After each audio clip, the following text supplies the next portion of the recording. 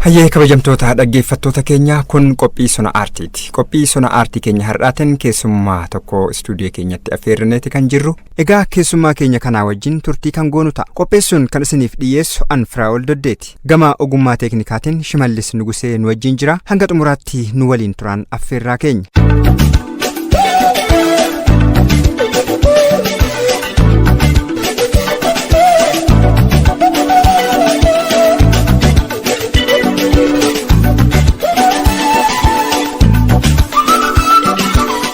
Egaa guyyaa irraa kana akkuma isiniin jenne walleewwan hedduu sirbuudhaani kan beekamu weellisaa Abdurrahmaan Turaa istuudiyoo keenyatti affeerranneeti kan nuti jirru. Abdurrahmaan Turaa baga nagaan dhufte. Hayyee baga nagaan na eegdani. Hayyee eegamee weellisaa Abdurrahmaan Turaa baroota muraansaan dura hojii aartii irratti hojiiwwan hojjette hedduun isaanii ni jirani. Haa ta'u gara hojiiwwan kan keetiitti otoo hin seeniin dura mee weellisaa Abdurrahmaan Turaa eenyu? Akkamitti dhaggeeffattoota keenyaaf ibsita? Abdurrahmaan Turaan iddoon itti dhaladhee godina Arsii Lixaa aanaa Kufalee jedhama. Daa'imummaa kiyya irraa eegalee muuziqaa nan jaaladha. Waanuma walumaan uumame jechuu dandeessaa. Kennaan jalqabuma sii kennama. Waan barbaaddee argattu miti. Yeruma namni xiqqaa ta'ee oduu horii yookaan jabbileen tisine sadarkaa kam kana ga'u hin jiru. Akka naannawa keenyaatti yoo jabbilee tisan hoolota eegdu akkuma naannoo hawaasaatti waan sirbamutu jira. Buxuula jedhama. Namni ergaa afaan itti walii dabartu jira. Bilbilli kun maaliin hin jiru hoosanii yoo sanumarraa kaasee nan dhageeffadhaa. Anis na weellisaa yeroo booda yaa'u xiqqeenuma baadiyyaadhaa gara Shaashmanneetti dhufe yeroo san faaya yaadadha. Wanti sirba yoo xiqqaasa yaadadhu keessaa fakkeenyaaf jaalala waan goote gudii jaalala waan goote gudii wayita bishaan buutullee funyaan nabbutii wayita bishaan buutullee funyaan nabbutii silkiin hin jiru bilbilli kun hin jiru maaliidha hoosan ergaa wanti walii dabarsitu maaliidha ergaa san walii dabarsitacha maal argitas keessatti yoo bishaan buutu bishaan waraabuuf deemtu funyaaniin nawaami jechaadha. Waliin lallabuun hin danda'amu icciitiidha. Waan akkasiitu jira. Ergaa gurguddoo waan keessatti irratti hojjetame waan ergaa babal'aa achi keessatti argatta. Mee Abdurrahmaan aartiin siif maali mee akkamitti ibsita? Aartii fana hidda dhiigaa kiyya. Aartii yoo hojjedhu yaadaloo yoo hojjedhu miira addaan nadhagaa gammachuu guddaatti argama. Wanti akka aartii na gammachiisus hin jiru. Akkasuma ta'aatiin garuu waan akkana jaaladhuuf osoo hin baane baay'ee ture. Xiqqoo gara maatiitiinis amantaan kiyya muslimaa maatiin naan eeyyamu ture. Biraadariin fa'aan ta'u jechaan dhowwaa turanii. Xiqqoo gara amantaatiin aartiin Oromoon sakaalameera. Keessattuu naannoo Arsii keessatti aadaan gurguddaan Oromoon kaleessa asiin ga'ee oduu jiru aadaa kana irratti akka hin hojjetamne amantaan si daaggessu. Amantaadhaan wal qabatee egaa namoonni baay'een wantoonni kun yeroo rakkoo cimaa itti uumanii agarra. Haa ta'u garuu amantaa qabaatanii aadaa ofii guddisuun aadaa ofii jabeessuun aadaa gaafa jennu hawaasni tokko durumaayyuu aadaa nyaataa qaba. Aadaa waliin jireenyaa qaba. Hawaasummaa jechuudha. Aadaa sirbaa qaba. Aadaa shubbisaa yookaan ragadaa fi waan garaagaraa qabaachuu danda'a. Wantoonni kunniin eenyummaa kan keeti ibsanii haa ta'u yeroo tokko namni hubannaa dhabarraa ta'uu danda'a. Amantiidhaan wal qabsiisee yeroo itti amantiin naan eeyyamu yoo kan jedhu ta'e eenyummaa kan kee akkaataan itti calanqisiisuu dandeessu hin jiraatu. Amantiin qajeelfama mataa ofii qaba. Akkaataan inni si qajeelchus akka biraa ta'uu danda'a. Wantoonni kunniin immoo fedhii ati aadaa kee irratti eenyummaa saba kee irratti hojjechuudhaaf qabdu sanii si jalaa daangessu irratti gahee olaanaa qaba. Haa ta'u garuu namoonni immoo waan kana dhiibbaan kun asuma jiru cabsanii bahanii kan amma akka keefaa dhiibbaa guddaan irra ture. Cabsanii bahanii immoo aadaa hawaasaa fi eenyummaa hawaasa isaanii sanarratti gama sirbaan gama diraamaan gama walaloon walumaa galatti gama aartiitiin hojjetanii warri eenyummaa saba isaanii ol kaasanii mul'isan ni jiraatan. Kanaaf atis kanuma keessa dabartee. Amantaan kan abbaati. Aadaan kan ummataati. Aadaan kan ummataati. Aadaan eenyummaa keeti. Ati uf dagachuun qabdu eenyu akka taate. Eenyummaa kee dagatte jennaan maalirree? Gatiin qabdu. Gatiin qabdu. An Oromoodha. Amantaa nan hordofa. Amantaan kiyya ammoo waan aadaa kiyya nagachisiisu ta'uu qabu. Amma fakkeenyaaf wanti galateeffadhu uummanni Harargee Jimmaa Muslima. Warri Jimmaa mudawwaruma isaa godhatee yoo shubbisu argita. Harargeelleen gadi dhiifne shaggooyyee isaaniitti yaanaan shaggooyyee isaanii masgiidaallee bahee ka eenyu ol sirriitti hojjeta. Kun waan baay'ee si gammachiisu. Maaliidhaaf achirra waan amantaa wal daangessu tokko hin qabu. Eenyummaa keeti. Eenyummaa kee kana haala saniin jajjabeeffachuun dirqama. Isinis gama keessan akkanatti namoota dhodhokatan baaftanii waan kana kanarra sirriitti hojjechuu qabdani. Aadaa duudhaan Oromoo kan tuqamne baay'eetu jira. Kanarratti cimneen hojjenna jedhee yaada. Hayyee haa ta'u. Meegaa Abdurrahman weellistoonni Oromoo gaa hedduudha. Weellistoonni Oromoo kunniin gaa yeroo garaagaraatitti quuqqaa rakkoowwan saba isaanii irratti ga'ullee baasanii mul'isuu keessatti aadaa hawaasa isaanii baasanii mul'isuu irratti weellistoonni hedduun hojiiwwan babbareedaa hojjetaniitti jiran jechuudha keessumaa akka Oromootitti. Mee ati yeroo gara aartii kanatti dhuftu weellistoota Oromoon qabdu hedduu kana keessa eenyuunfaa modeela godhattee eenyuunfaa ajaa'ibsiifatte? Ani jalqaba bara 1997 Taaddalaan albama guutuu sirba jalqaba inni ittiin dhufe namni isan dhageeffanne jiru naannoo Arsii Lixaa gabaan Aleeluu jedhamtu jirti sanbata qidaamee jecha uummanni guddaan gabayaa kana dhufa Shaashimannee dhufa yoo isan banne mana inni afaan Oromoo sun ittiin banamne seenanii irraan fayyadaman waan akka ciminaatti ilaalu tokko keessa uummata Oromoo Arsii Lixaa mana sirba Oromoo ittiin banamne seenanii nyaatarraan nyaatan kaafeessa ta'u sabboonummaa akkastu jira. Baalamiyaa shamaree gootarraa maadee sarree namaa gamtu malee baalamiyaa shamaree kaleessa galee baalamiyaa shamaree laftuu dimimmis baalamiyaa shamaree qilleensa tannaame yaablamiyaa shamaree bubbeen hin firme baalamiyaa shamaree gootarraa maadee sarree namaa gamtu malee roobbilaan qilleensa kaase kololee maaloo kaase kulle kololee maaloo kaase kulle kololee maaloo kaase kulle kololee jalaa balleessa ta'a kana jala akkasitti hordofaan ture. Sirriitti dhaggeeffachaa turte jechuudha. Yeroo baay'ee beektaa warra nama dura jiranitu modeela namaaf ta'a. Yeroo tokko fedhii ati dura qabduun dabalate weellistoonni biroo namoonni biroo atin yeroo baay'ee hordoftu immoo akka modeelaa ta'aniiti daranuu fedhii si keessatti uumu. Baandii beeksisa mamraa wayii kan jedhamu jira inni ijoodhaan socho'aa. As baatu keessa. Baatu. Achitti dhaabbata san keessatti hojjetaa ture. Sirboota isaa kana an sirbaa ture sirba eebbisaa addunyaa nan didin dubbii tiyyaa sirba Taaddalaa kana nallee yakkinii garaa kiyyaa nan didinii dubbii tiyyaa nallee yakkinii garaa kiyyaa an barbaadee yaa si dhabee garam jirta faatee tiyyaa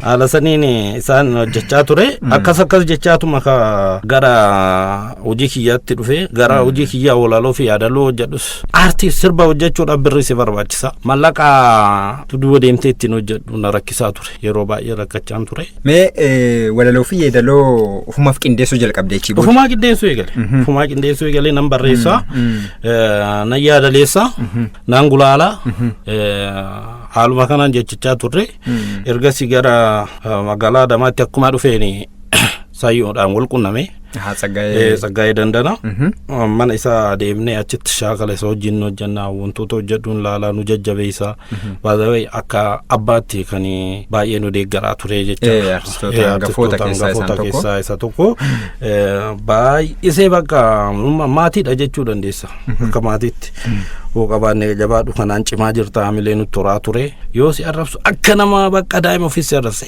yartuu ta'uu barbaadda weellisaa yartuu ta'uu barbaadda maal jechuudha cimee boldi ta'e si qajeelchuuf lola maatii waan akkas biratti mana isaatti illee shaakala turre sanirraa akkasumaan dhufee indaa'um sirba Daaleeloon Gadabii jedhu tokko amma remix godhee isaatu naa hojjete. Keessumayyuu Daaleeloon Gadabii kana bara 2004 akkaatti sirbite quban qaba. Baay'inaan sirboonni atiin sirbite sirboota qeenxeedha. Bara 2006 illee Bishaan Abbayyaa sirbiteerta. 2013 illee keessumaa haala yeroo san biyya keenya keessa jirtuun wal qabatee waraana biyya keenya keessatti naannoo kaabaatti gaggeeffamaa tureen wal qabatee raayyaan ittisa biyyaa ijjennoodhaan lolee biyyatna diigamarraa akka oolchu akka weellisaatti gahee kee bahattee jirtaatis karaa sirbaatiin gara misoomaattis gaafa as deebinu immoo ismaarta Adaamaarraati sirbiteeti jirta walleewwan kan kee hedduu isaanii kanneen qeenxeedhaan naati gallakkifte argeetiin jira mee isaan gaggabaabsinee irratti dubbanna bara 2004 Daaleeloon Gadabii kan jedhu yeroo jalqabaatiif kanaatiin jalqabaaf kan hojjedhe isa sirba kanas akka hojjedhu kan kakaase Tsaggaayedha. Maalidhaa fi amma gara biraan fiigine aadaa kee irratti xiyyeeffadhu nan jedhe. Sagalee sirba aadaa tirrii qabdaa nan jedhe. Fidii isa hojjedhu isuma bira qindeessine eegas amma irra deebinee hojjenne daaleeloo gadamii maarree daa'eenaa dhaqqabii daaleeloo gadamii maarree daa'eenaa dhaqqabii sirba lama walirratti hojjenne kun ammoo kun naannoo gadab asaasaatti sirbama. Sirbi inni lama walirratti hojjedhe ammoo duroo leemanii shuloo elmanii kun naannoo Shaashmannee naannoo gaara Duuroo jedhamutti kan sirbamu jecha. Amma sirba kanarratti maalan godheani wanti itti dabales jira. Oromoon Arsiidhaa horii ofii tikfatee yoo bobbaafatu kana yoo karaa deemu horii ofii kana haadha manaatti ergaa dhaamata. Qee jabaadhu loowwan jabaadhu hanuu ammaa galaa mucaa ofiillee itti hima waan kanarratti amma asirratti sangalchee jira. Gurba loowwan garan as dachaati waan jedhu. Mee oo jalqabe gaaf daaleeloon gadabii. Yoo jalqabe isaadha ergaa Oromoo Arsii kana itti onna jedhee jira jecha.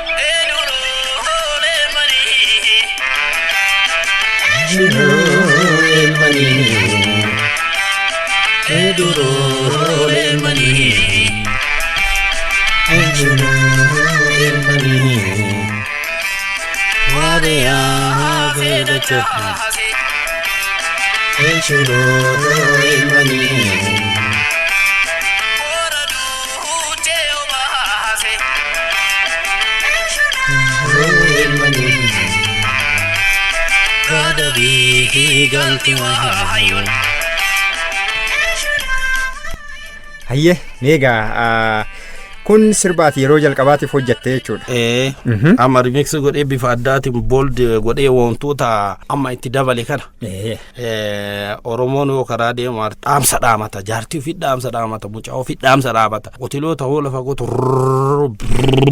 boojii yoo nyaachisullee jecha boojii yoo nyaachisu amma horii maal jedhee hin baraarrata jedhama jedhee hoo waamee horiin fiigee dhufa boojii san nyaachuudhaaf waan kana itti dabaleeti bareechee haala kanaan amma hojjedhe jecha. Haa ta'u galatoomi ulfaadhu.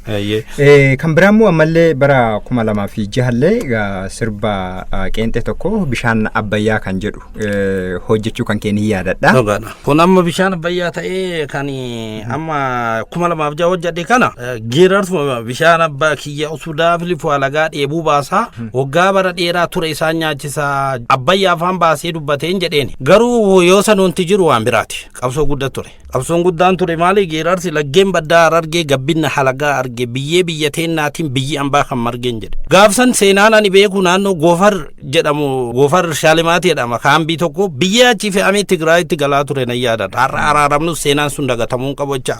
Waan keessa tarree araaramne nagaa buufne irraa itti gammanna garuu biyyeen sinotiraakee makiinaadhaan fe'amaa gabaqonnatti galaa ture Tigraayitti. Oromiyaa keessa laggeen baddaa harargee gabbinna halagaa arge biyyee biyyateennaatiin biyya ambaa kan marge jedhe afaan baasee dubbatee as fidee maal jedha abbayya nu yaadate gara Gibxiitti deebiseen jecha maaliif haalli yeroo san jiru sirrii waan hin turreef. Keessumaa naannoo 2006 akka lakkoofsa Itoophiyaa gaa warraaqsota gurguddat ture sirni wayyaanee yeroo sana uummata irratti dhiibbaa gochaa tureen yeroo itti qabsoonni ijoollee Oromoo qeerroo qarree Oromoo akkasuma hawaasni even saboonni biraallee gamtaadhaan yeroo itti warra warraaqsa guddaa godhanii sirna wayyaanee sana ofirraa kaasuudhaaf sochii guddaa yeroo godhaa turan ture. Sochii guddaa gochaa turan. Sanirraa kaasee isa jedhee maal godhe seetaa barraaqa barii biiftu dirama kallaachaa fi ruufaa kennaa ganama barsafuun qaroomaa dacheen Oromiyaa lammii koo misooma waa malee hin jenne kana. Finfinnee haga Adaamaatti federaalaan haa bultuu jedhame fincilli guddaan kan rakka'u eegalee jechaadha. Misoomsuuf jechaa jiran. Oromiyaa jala gaafa jirtu lafti kun dacheen Oromiyaa duraanuu misooma maaliidha wanti nu misoomsanii nu duruu kennaa addaa qabna dammaa fi dhadhaan nyaannee bullaa jedheeni as deebisee gaafa bishaan Abbayyaa marsaa lammaffaa guutamu ammoo yaadaluma kanaan bishaan laga Abbayyaa lammii koo misooma Oromoon biyya diiguun ijaara bishaan Abbayyaan taanatu ijaara dheeni ka duraa kana jechaadha. Mee dhaggeeffannee walitti deebina gabaabsine.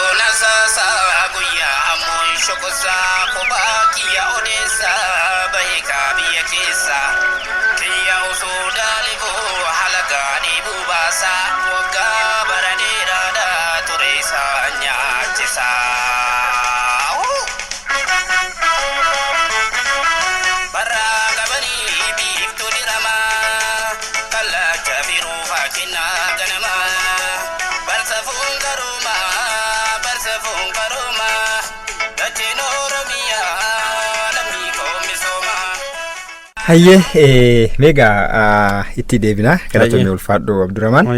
Egaa sirboota babbareedaadha kanaatiin hojjechaa turte keessumaa haala yerootiin sirboota wal qabatanii fi yeroo wajjin kan deeman ture sirboonni qinxeen ati hojjechaa turte. Meegaa amma bishaan Abbayyaa kanarraa yoo as deebinu ammoo bara 2013 immoo sirboota qinxee kan ati keessumaa raayyaa ittisa biyyaatiif hojjette fa'aatu jiranii. Yeroo sun akkuma beekamu keessumaa yeroo waldiddaa cimaan mootummaa Itoophiyaa fi TPLF gidduutti uumamedha. Yeroo sanatti gaa keessumaa raayyaan ittisa biyyaa immoo humna biyya diiguu kana qolachuudhaa fi waraanatti seenuudhaaf dirqamee jechuudha mootummaan Itoophiyaatis. Yeroo sanitti immoo gaa raayyaa ittisa biyyaa kana jajjabeessuu fi weellistoonni baay'een jechuudha si dabalatee kanneen sirbanii aantummaa biyyaaf qaban kanneen mul'isan turaniitiin jiranii. Nu yaadachiisimee sirboonni sun maal fa'aa qabiyyeen isaa maal of keessaa qabamee akkamitti sirbite? Qabiyyeen isaa sun ergaa hedduu of keessaa qaba. Kun ammoo sirboota lamaadha kan hojjedhe. Tokko gaafa Dr. Abiy gara waraanaatti ba'e san dura garuu tokko hojjedhee jira. Gaafa Dr. Abiy gara waraanaatti ba'u Omarraayyaa diina haleela kaalamii faana hiriirra hattuuf juntaan biyyin diigamtu maaliif teessaa hidhatteen kaatu Omarraayyaa gaafa lola adawa Omarraayyaa yaa'ee raayyaa kajawa Omarraayyaa xaaliyaanii wareere Omarraayyaa addunyaan jedhee ajab Omarraayyaa abboonni kun goota Omarraayyaa nulee gootan nu dhale Omarraayyaa raayyaan ittisa biyya Omarraayyaa seenaa itti dabale Omarraayyaa diinaa Itoophiyaadha Omarraayyaa haleelee mirgaan galee jedha. Hayyee kanaaf haala kanaatiin raayyaa ittisa biyyaa jajjabeessaa turtanii jechuudha yeroo sanillee hayyaa ta'u galatoom. Kan biraa immoo ammallee Oromummaa kan jedhu irratti illee sirbitee ture. Oromummaa kan jedhu sirbitee ture 2013. Sadii keessa. Oromoon aadaa qaba safuu qaba. Oromoon yoo wal lolu yoo wanti tokko uumame yoo nama wal ajjeese taa'ee aadaaf safuu uffisaniin taa'ee dubbatee araarama. Waan godhu hundarra safuu qaba. Yoo nyaatu safuu qaba. Karaa yoo deemu qoree karaa irratti arge qoree san karaa irraa kaasee akka nama waraanne godha jecha. Kana waan ta'eef namni amma gara Oromummaatti deebi'uu qaba. Har'a obbolaan lamaan wal nyaatu wal fixu argita. Maaliidhaaf uummanni Oromoo kaleessa ufii miti ufii mataa isaa osoo hin taane saba biraatu hammatee saba biraa waliin jiraataa tureera jecha. Abboonni keenya osoo hin baratin nama nu barsiise. Abboonni keenya har'a garuu nuti warri baranne kunoo akka isaanii san ta'aa jirraa akka isaanii aadaaf duudhaa Oromootti deebi'uun dirqama Oromoon tokko ta'uuf. Oromoo kana bakka tokkotti tokko wanni gootu wanti takkitti maayidha. Oromummaa takkattiidha. Waan yaadadhu keessaa jecha Oromoon harraabichaa miti kaleessas buqqaa tureera. Eessarraa buqqaa uummanni Salaalirraa buqqaa ture Oromoon Shawaarraa buqqaa ture. Gaafa Finfinneerraa buqqa'u garamitti qubate Arsiif Baalee keessa qubate Oromoon gaafsa sirni wayii jiraatee mootummaan qubsiisee sun taane ofii mataa isaati uf qubsiisaa ture. Ofii mataa isaati isa buqqee kana bakka walii kennaa ture. Gaafa sii ba'ee biyyaa sii ba'ee yoo mujaan ollaa sii ta'e yoo jaldeessi daboo sii ba'ee jedhee Oromoon Salaalee Oromoon Shawaa itti geeraree sii ba'ee biyyaa sii ba'ee jedheetiin gara Arsibaaleetti qophatee jira. Qeessaa gallakkisee qeessaadha. Kaleessaayyuu sirni haalli mijaa'aa wayii jiraate yoo sun taane ofii ofiiti Oromummaan itti dhaga'ame akkasitti ol qubsiisaa ture jecha Oromoo. Keessumaa sirnoonni kanaan dura darban hedduun isaanii uummata kanarratti dhiibbaa guddaa gochaa turani. Oromoo qofa osoo hin taane sablammoonni hedduun isaanii biyya kana keessatti cunqurfamaa turan. Sirnoonni aadaa tokko afaan tokko jalatti uummata biyya kana daayivarsiitii qabu kana afaanii fi aadaa takka amantii takka jalatti bituu barbaadan hedduun isaanii dhiibbaa guddaa gochaa turan.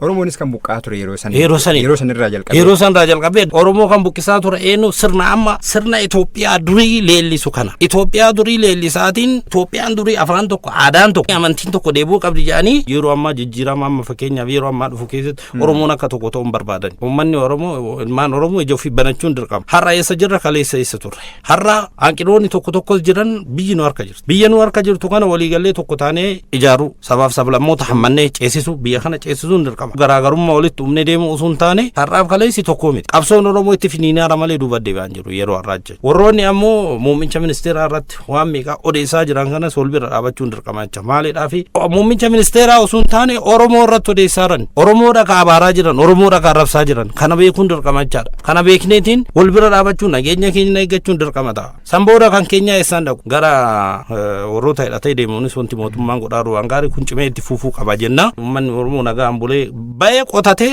nyaachuu daldalatee jiraachuu qaba uummanni keenya. Haa ta'u mee sirba Oromummaa kana irra nuu buusiiti.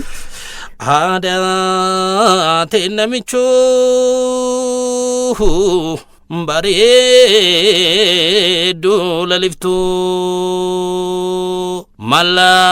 mallattoo saba koo nurraa jalanqiftuu.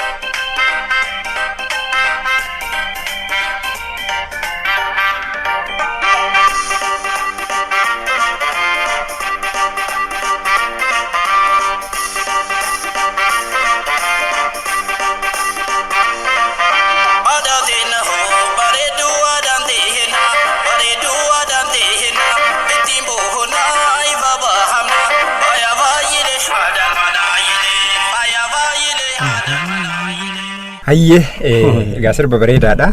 Kuni keessumaayyuu namni eenyummaa isaa irratti akka cimu eenyummaa isaa akka hin daganne aadaa isaa afaan isaa akkasuma immoo keessumaayyuu otoo waliin qoqqoodin Oromummaa qofaan walitti dhufee hawaasni keenya kuni ijjennoodhaani ofillee biyya kanallee akka ceesisuuf hojiin gama aartiitiin egaa hojjetamaa jiru waan guddaadha. Kana keessatti egaa qooda gama kee bahachaati kanatti jirtu. Mee Abdurrahmaan gaa keessumaa hojiiwwan ati kanaan dura hojjette sirboonni qeenxeedhaan ati kana dura maxxansaa turte ilaalaa kan turre. Mee amma immoo maal sirraa eegna gara fuulduraatti maal hojjechuuf jirta maalitti jirta amma albaamaan hojjechuudhaaf yoo wanni ati yaadde jira? Bareeda. Ani yeroo ammaa sirba albaama guutuu hojjetaa jira. Sirba albaama guutuu aadaa fi duudhaa Oromoo naannolee hundarratti hundaa'ee hojjetaa jira. Fakkeenyaaf Jimma jira, Kamiseen jira, Shawaan 2, Shaggooyyeen jira, Baalee 3, Arsiin jira. Godinaaleen Oromiyaa hundi jira. Amma tokkorra qofa xiyyeeffatamee hafuun qabu. Hunduunuu ilaallata waan ta'eef waan kana haga danda'e kanneen amma sirba 16 irra sirbi Adaamaa Smart City jedhu jira. Kan kanaan dura qeenxeedhaan. Qeenxeedhaan nama albama kana keessatti hammatameera jechuudha. Hammatameera. Adaamaa Smart kun viidiyoo isaa kana hojjechuuf deemaa jira. Ispoonsara yoo argan ispoonsaraan arganne amma Ispoonsara argannu nuti hojjechuuf qophiidha garuu aartii irratti mootummaanis ta'e abbootiin qabeenyaa xiyyeeffannoo kennuufii danda'u qabu. Sirba oodiyoo tokko qarshii 20,000 hojjedhe viidiyoon isaa qarshii 100 fixa. Namni waan qabne akkamitti aartii Oromoo kana guddisuu danda'a? Mootummaan ammallee xiyyeeffannoo guddaa kennuufii qaba aartistoota Oromooticha. Nuti of kennine fakkeenyaaf sirboota raayyaa san hojjenne maaliif xiqqinu keessa jiru malee yookaan waa argachuufii miti kan uummata keenya kan kaasnuuf namni hunduu waan isaaf malu argachuun dirqama. Maalidhaafi aartistoota bakka guddaa kennamuu qaba. Mootummaan xiyyeeffannoo guddaa fakkeenya ofii keetii qooqa bultee sirba kan hojjettu. Fakkeenyaaf amma sirba aadaa arsiisan 70 akkasutti bahe kilippii isaa qofa. Sagalee kan na jalaa qabdi bareedduu girmaati bareedduun akkanatti naada asumaan galateeffachuun barbaada. Kanaaf ammallee wanti jiru maali aartiidhaan nu waan kamuu hojjechuudhaaf qophii dhiibbaa hawaasa keenya irra jiru ammoo bira darbuu hin dandeenye dhugaa dubbachuudhaaf jecha waan hawaasa keessa jiruu fi rakkoo hawaasaas kan ibsitu maalidha karaa salphaan aartiidhaan.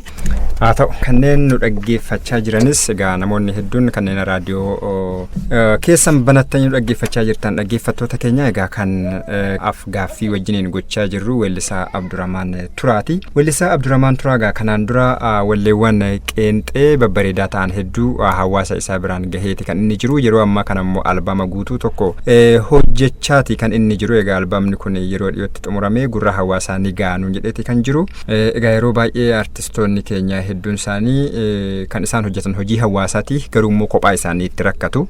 Abdurrahmaanis kan mudatee jiru wantuma akkasiiti waan ta'eef gaa hawaasni keenya kanneen karaa qilleensa keenyatiin nu dhaggeeffachaa jirtan hundi keessanuu artistoota keenya cinaa akka dhaabbattan abbootiin qabeenyaa keenya immoo ispoonsara ta'uudhaan jabaadhu jechuudhaan akka jajjabeessitan weellisaa tokko jajjabeessuu jechuun aartii Oromoo jajjabeessuu jechuu waan ta'eef asuma gaa nuyis akka waliigalaatti dhaamuu barbaanna. Egaa weellisaa Abdurrahmaan Turaa mee dhumarratti immoo tarii wanni ati kaaftu wanni ati dhaamtu yoo jiraate carraasii kenneeni sagantaa keenya gaggabaabsaa. Ayyee bareeda duraan duftee isinis galateeffachuu barbaada maalidhaa fi FM sagalee Oromoo hojii gurguddaa hojjechaa jirtanii sirboonni isin biratti hin argamne jiru sirboonni tokko yaatu biratti obaamasan isin bira gahee gadhiiftanii kun waan guddaadha. Wanti dhumarratti dhaamuu barbaadnu hawaasni keenya uummata dhokatee artistoota dhokatee isin keessa rabbaasa deeggara walaa deeggaru wal cinaa dhaabannu kan biraa ammoo nageenya biyya keenya biyyi waan tokko hojjechuudhaaf biyyi nagaa qabaachuu qabdi. Hawaasni keenya qotatee facaafatee buluu qaba. Kanaaf nageenyi baay'ee barbaachisaadha. Galatoomaa isin jechuudha. Hayyee galatoomii ulfaadhu egaa nutis albaamni kee kun yeroo dhiyootti xumuramee gurra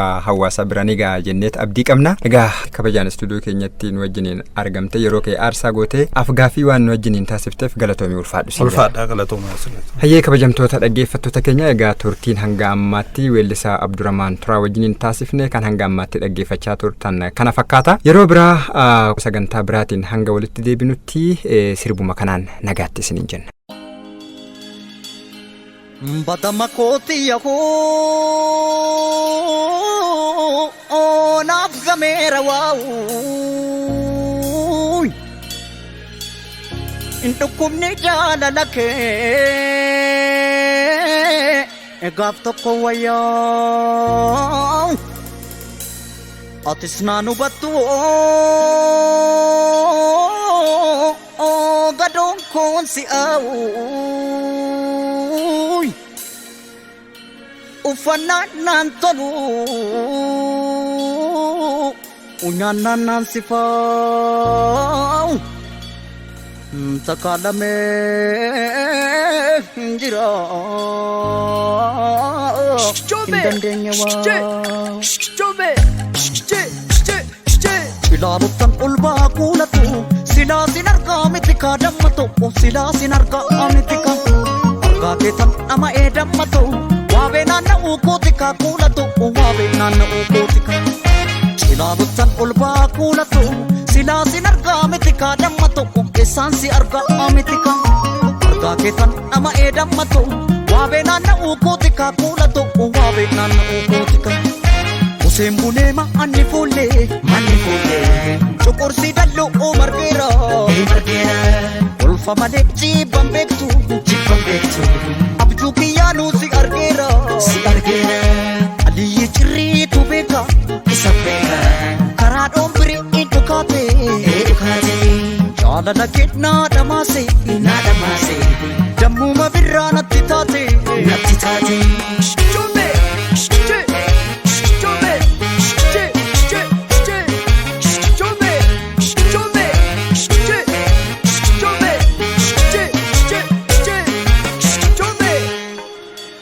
bada makotiyoy bada baliyotiyoy oriu ke sangama awarge ni tole garbun kotani morma ke loko kana abaliyo mal ka ba oto sufani yo bake dugda gubba amako oto o mal ka ba oto obara patani pada makotiyaku pada makotiyaku sanna tirra nasbai iftutiyaku cilalu ranasbai iftutiyaku gadam sidin shobai kulluna nae gadam sidin shobai kulluna nae jala laketif jede wame katae jala laketif jede ni wame katae roba dabun dandayu bikil tumbuna roba dabun dandayu bikil tumbuna rabbu mattan iseka kiyaf ke kana rabbu mattan iseka kiyaf ke kana Usembunema anni fulle Chokorsi dallo o margera Ulfa male jibam bektu Abju kiyanu si argera Ali chiri tu beka Karado pri edukate Jala na kitna damase Jammu ma birra natitate Chome